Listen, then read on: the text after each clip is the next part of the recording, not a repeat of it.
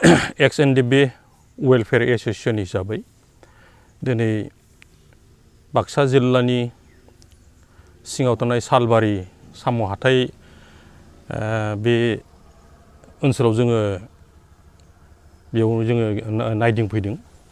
मानो होनबा थांनाय 2020 मायथाइनि जे बिटिआर सुक्ति बे बिटिआर सुक्तिनि दफायावनो जितु जोंहा जे होखानाय दंमोन अधिकार हिसाबै बर'लेण्ड सोमावसारनायाव बर'लेण्डनि मुभमेन्टआव जेसेबांखिनि मार्टिर्स जादों बै मार्टिर्सफोरखौ मान होनायजों लोगोसे गोसोखांनो एबा फुजिनो थाखाय जोंनो बर'लेण्ड मुभमेन्ट मेम'रियेल मोनसे क्रिमेसन ग्राउन्ड हिसाबै जोंनो नैबे साम' हाथाइ नैबे फिल्डआव जोंनो सरकारनिफ्राय एलटमेन्ट होदोंमोन आरो बेखौ दा खामानिया स्टार्ट जाबायमोन।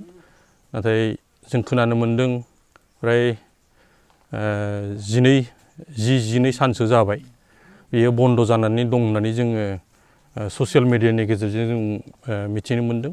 नाथाय बेखौ मानि थाखाय बन्द खालामदों आरो मानो बन्द खालामदों जों बेखौ मिथिनो मोनाखै। नाथाय जोङो XNDB वेलफेयर हिसाबै एसोसिएशन हिसाबै जों बेखौ जाजानायखौ जोङो दाबि खालामदों। मानो होनना बुङोबा बेवहाय जोंनि बिर जोहोलावजो बिथांमोननि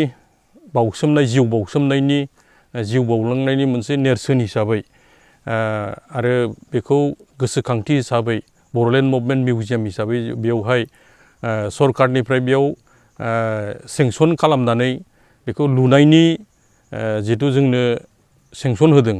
नाथाय बेखौ माखासे राजनिति माबाफ्रा बेखौ बन्द खालामदों होननानै जोङो पलिटिकेल माबानिफ्राय ससियेल मिडियानिफ्राय जों मिथिनो मोन्दों। नाथाय बियो खोब दुखुनांथावना आरो सोंखारिथावना जादों।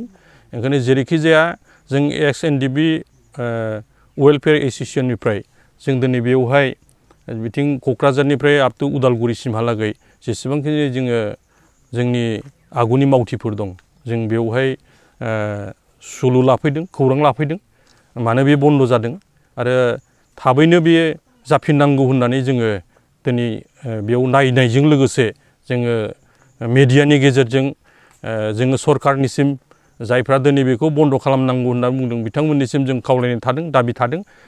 जेरैखि जाया जोंनि बे सोमावसारनायनि जिउ बाउसोमनायनि जे नेरसोन बेखौ लाखिनो थाखाय मिउजियाम हिसाबै लाखिनो थाखाय सरकारनिफ्राय जितु जोंहा बेखौ मोनथाय हिसाबै थांनाय 2020 मायथाइनि बिटिआर सुक्तियानो जितु जोंखौ होखादों।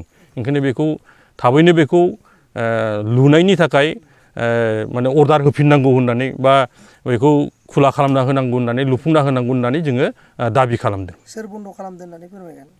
ओरैनो जों ससियेल मिडियानि गेजेरजों बियो सालबारिनि MCLA दिगन्त गयारिया बिथाङा अफिसियेलि बियो इलिगेल माने बेआइननि कनस्ट्राक्सन सोलिबाय थादों होननानै बिथाङा बुंहरदों। नाथाय नैबेयो जों मिथिनायाव कख्लाबारि माने MCLA समस्तिनि सिङाव गोलैयो। थेवबो बे सालबारिनि माने MCLA बेखौ हरदों होननानै जोङो ससियेल मिडियानि गेजेरजों जों मिथिदों आरो बेखौ। Bodoland movement memorial museum at Salbari Baksa district होननानै थांनाय 2020 मायथाइनि बिटिआर एकर्डनि MOS आव एनेक्सार 2 नि 8थि फारि नङाव बियो दङ, जेरावहायनोखि माने इन्डिया गभर्नमेन्ट आरो आसाम गभर्नमेन्ट लोगोसेयै बिटिआर गभर्नमेन्टनि बै समनि चिफ मानव गेदेर हाग्रामा महिलारि बिथाङाबो बेवहाय सेक्रेटारि हिसाबै हाग्रामा महिलारि बिथाङाबो उइटनेस हिसाबै बेयाव साइन होदोंमोन। आरो NDBनि 4 फेक्सन लोगोसे दुलाराय बर' फरायसा आफाद आरो UBPO बे आफादा गासै 6था आफादा बेयाव सिगनेचार होनानै बे बिटिआर एकर्डखौ खालामनाय जादोंमोन आरो।